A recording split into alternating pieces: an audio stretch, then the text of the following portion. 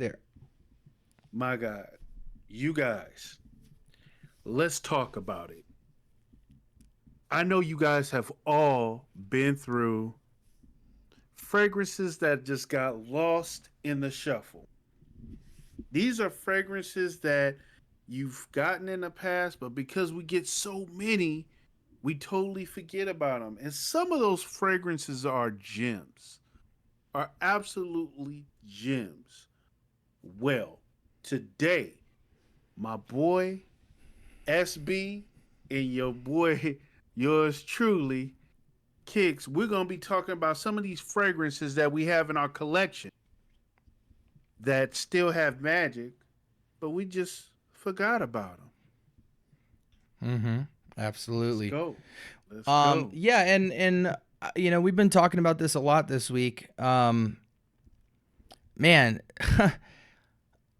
I don't know at what point I started. I mean, here's it in a nutshell. We buy too many Okay. dang fragrances, We right? do. Like It's a like like problem. we don't It's a have to problem. get too It's lofty. a You problem. guys know my famous quote is, "I don't have a collection, I have a problem."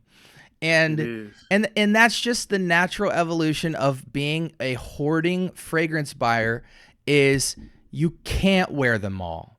It's not like you You want to can't. put them in the back of the shelf, they just end up there. And then also, I think we think as we're on this journey that it's always progressive. And what you realize is when you finally get the taste of designer, and then you get the taste of niche, and then you get the taste of independent niche. Yes, there is some special stuff happening, but the things that you love about the upgraded fragrances you find in fragrances you already have, because now you can appreciate them more. And you Hmm. start to realize that you don't want all fragrances doing the same things. True. Some are close, some are far, some are 1D, some are 2, 3, or 4D, some are occasion based, some are time based, some you want quiet, some you want loud. And once you start to appreciate those different facets, you realize, oh, shoot, if I don't appreciate this stuff, all my fragrances are going to do the same thing. And that's boring. It is. So yeah, It that's just is. the thought in my mind, is like, it's kind of like you have to accumulate to then go back and refine. You have to build I it up agree. and tear it down, build it up and I tear it agree. down. And that muscle of exercise produces preference I agree. and real educated, informed decisions. All of our decisions aren't educated and informed because we're like kids in a sandbox. We're exploring. And when you explore, you can't have all these rules and regulations, or else you won't explore. You won't open Yeah. your mind to stuff. You'll start saying, "Well, I don't need to buy that because I'm not really a sage guy." Are you Mm. sure about that? I don't See, really. see. Oh, it doesn't have that great performance. I don't need to mess with that, man. I need stuff that sings. Do you really? Maybe See, you just it, don't have the occasion for it. So, um, yeah, it gets out of control really quickly. But it, things. Here's a great summary of this. Things change. listen, things do change. Things do change. And I don't want to interrupt you, but I got to say this. Understand that it is a journey, people. It's a journey. So you might start off in rec store cheapies and your nose constantly progress. You constantly start learning and knowing what you like. There's certain notes that are going to start to capture you. And true enough, you're going to elevate in the game and find things that just truly resonate with you. And that will sometimes causes for certain ones that helped you start on that journey get forgotten. So the moral of the story is, guys, go ahead and revisit your old stuff. And matter of fact, I don't want to waste any time. Let me get into my three, and there's just three I want to bring up real quickly. Okay, I want to one just second kicks. I want go to ahead. just say this before we dive in, because I think this will Okay, be go ahead. super helpful, and this will consolidate this conversation quite well. Okay, go ahead. Progressing in your journey is not about finding out that the more money you pay and the more exquisite and hard to find the fragrance is, the better your fragrances become. It's about discovering fragrances that you truly love. So that's That's what resonating. elevation is. Elevation is getting the clarity in your mind of knowing what stuff you truly enjoy. And Exactly. and when you discover that, money and department stores and independents and Yeah, knockoff rack stores all just become a tool for that end goal and not the other way around. Go ahead. I agree. I agree. You said it well. You said it well. And look, I'm gonna tell you guys, this baby right here, Mercedes Benz Bright. People will say it reminds them of Blue BDC. I'll say that. Okay, I don't want to say the name. Um, Beautiful atomizer, and I can see where they get that from, but this has its own little twist. It is truly reminiscent of BDC, but it has its own little small character. It has its own little punch that comes in an affordable 100 ml rack store cheapie. It's magic. And believe me, off your skin, depending on how your chemistry, because everybody else's chemistry is different, this is a beautiful, it has a nice little incense to it. It is a true blue. This, believe it or not, Mercedes Benz Bright is a great, great addition to your collection. And even with the collection that I have, this still is nothing to be slept on. My next one that I want to bring to you guys is Abercrombie and Fitch Together. Yes, Together. A lot of people will say it reminds them of Aqua, Invictus Aqua, right? And yeah, you'll get that hint of it. Yes, you'll get that bubblegummy, aquatic smell. But overall, this is a good fragrance. It's a wonderful fragrance, high heat and somewhat cold. This is a fragrance you can dress up, you can dress it down if you like. It's casual. Me per se, I feel that I would only use it casual and like business casual, but it has a punch. The projection is nice. For 17.99, 20 at the most, you can't beat it. Another one that fell in the crates. It was under all of the other fragrances that I had gotten. Last but not least, I got to give one good one to Sicily. Can y'all see that one? Oh, can you see it? Can you see it? Sicily That is an gold amazing juice. Sicily.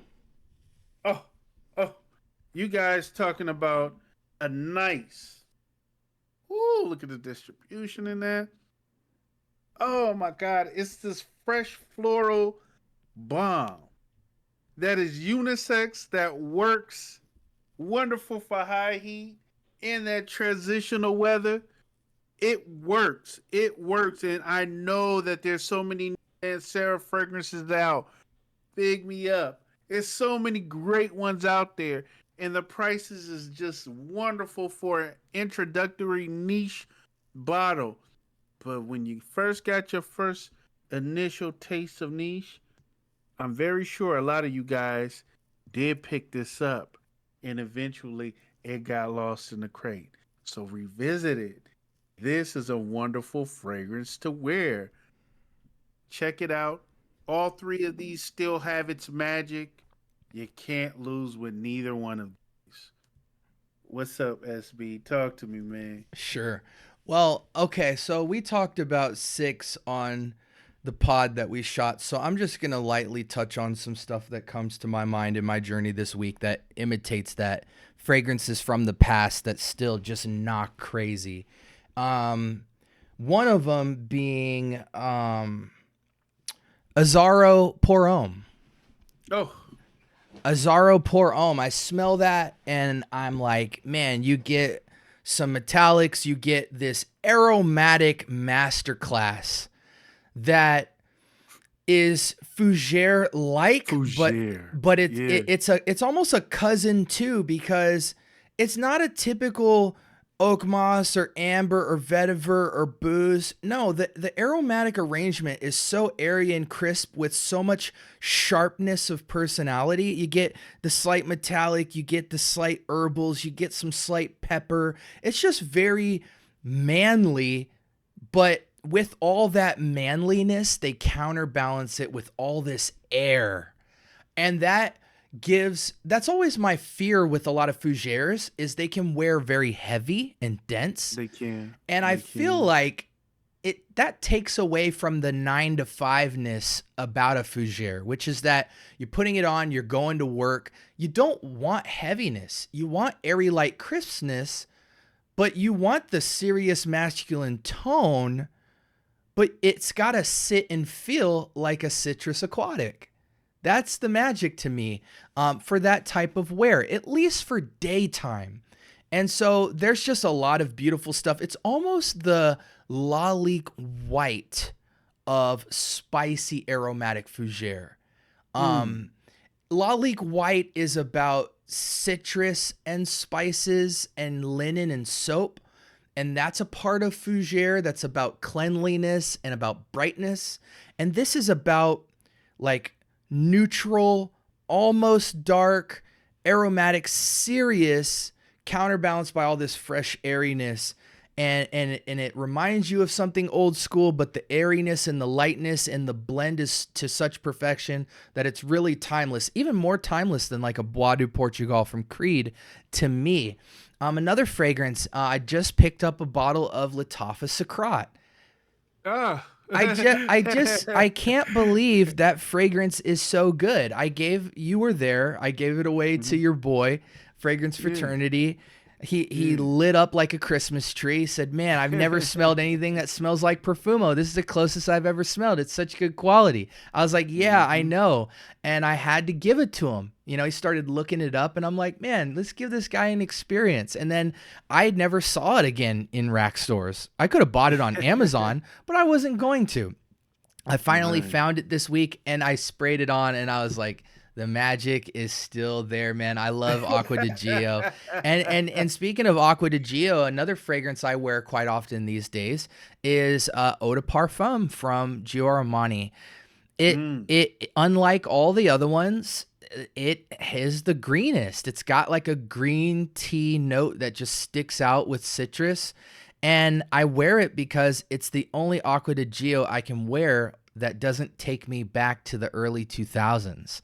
I wear it and it's just different enough to be like, I wear it and feel modern, but I know most people might not prefer it, you know, because Profondo is the freshest, most versatile. Profumo is the sexiest. And then a lot of the newer kids who don't have access to Profumo but already have Profondo, they go into the Elixir and the Absolute and all that to get more of the Profumo tones, but it's just because they haven't really smelled Profumo and they don't know, and that still accomplishes the bill because there's no bad Acqua di Gio. But yeah, so the Eau de Parfum from that has really been special to me. What's another one? Even Ferragamo Bright Leather. Ferragamo Bright Leather, I can't tell you the fragrance I did my memoir on this week, but Ferragamo Bright Leather is a sunshine in a bottle fragrance. When you think about Montclair's Sunrise Pour Homme or your Tigars, you know, your citric, bright lemon, grapefruit bombs, lime, really Ferragamo's Bright Leather, and then the entire leather series is incredible from Ferragamo. $30 price point. Just they go from all age groups, sophisticated, different moods, tones. But specifically with Bright Leather, talk about taking leather and making it so wearable. Beautiful it's the blonde leather. one leather that I can show kids. Guys 20, high teens to high 20s, they wear it and go, "Oh wow, finally a leather fragrance that still is something I'm familiar with. I'm used to citrus sunshine bombs, but now you give me a little serious tone under it, but you don't Yeah. make it about being completely a leather fragrance. And now you have this extremely versatile, sophisticated citrus, which you don't really get citrus like that these days. And that way you don't Right. have to go. And then maybe from there, that's like the bridge to something like a eau de ombre leather or an ombre leather parfum, where now you get a little more serious and a little more luxurious. But this is kind of the middle point when you're not really quite ready to go into suit and tie Italian boot leather. This Mm-hmm. is the middle of the road where it's like, okay, here's if Dolce and Gabbana light blue met a leather fragrance, you know? And so you get that radiant, bright, happy, uplifting, invigorating gym type of citrus, Mm-hmm. but it's got some nuts on it now. And it's you get a little it's when the hair starts to pop out of your chest, and your 5 o'clock shadow starts to need to get lined Hey, up. That's hey, what kind of hey, fragrance that is. So there's a hey. couple I've been there, and there's a ton, but those are some other ones that stick out to me, and they're just great. I feel great when I wear them. I don't feel cheap. I don't feel rack store. I feel elegant. I feel purposeful. And I'm also, here's just some practicality. I can smell great for less than $100. I could get like 3, 4, 5 of those joints. Most people have 3 to 5 fragrances. Their journey will stop there, and they'll get all the benefits of stuff we experience on the daily without having to do a lot of hunting and tracking stuff down. So that's the best part about all of this is, man, you can $100. you could spend $100. 400 or 500 on Roja, but where are you in your journey? Why right now might be the better question for you. If you have a ton of stuff available to you, it's almost like you go to school and there's a lot of hot chicks around, and you're like, I think I want to transfer to this other high school and see what could be there, because I heard there's some way badder chicks. It's like, well, maybe, but bro, what do you look at? They just walk by. Like there's an abundance here. We can have a good time right here, right now. So it's just something to think about, guys. Yeah, yeah, definitely. And just want to bring light. This episode is just to bring light to to look at your own collection. Please look at your own collection. Sometime the hunting, I know we love the hunt. I know that we love the adventure of seeking new fragrances and on our Star Trek ish, trying to find the next biggest fragrance. But sometimes some of those bomb fragrances is right under our nose. Any last thing you want to leave us with, SB? Um, the thrill of looking for fragrances is real, and we Mm. would be a fool to say it is not just exhilarating hunting down the next grab. However, guys, you don't need to be that guy. And oftentimes I'm sat down by the realization that I have everything that I need right in front of me, in my collection. And, yeah, man, it's funny, the older you get, the more it's about cutting the fat and eliminating stuff that doesn't really speak to you. It's there, it's fun. It was for a season. It wasn't for life. And unfortunately, the learning of that is you have to just get tired of stuff and get tired of chasing. And that's what kind of being old is about. I'm tired of running around doing all this stuff. I want to start appreciating things more. And then and then a lot of times you just realize, like, the fact of the matter is you're sitting on heat. You're sitting on heat. True. Hot True. coal is right over True. there, and you're just sitting in the cold spot.